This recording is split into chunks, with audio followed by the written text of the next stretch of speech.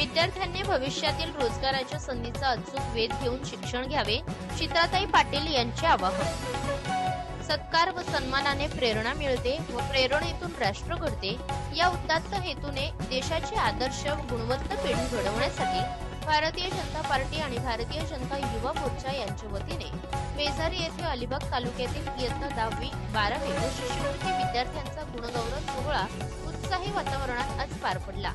या गुणगौरव सोहळ्यास विद्यार्थी व पालकांचा उत्स्फूर्त सहभाग राहिला। विद्यार्थ्यांनी भविष्यातील रोजगाराच्या संधीचा अचूक वेध घेऊन शिक्षण घेतले पाहिजे।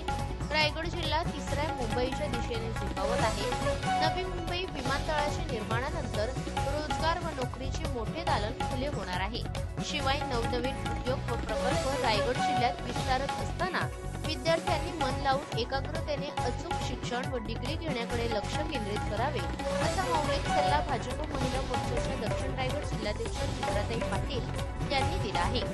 यावेळी ॲडव्होकेट अस्कर पाटील, भाजप उपाध्यक्ष सवाई पाटील, प्रियदर्शनी पाटील, मंजुषा कुटुमोदी, सरपंच सुमन पाटील, चेतन पाटील, रोशन भगत, अशोक वारगे आदींसह पदाधिकारी कार्यकर्ते मोठ्या संख्येने उपस्थित होते।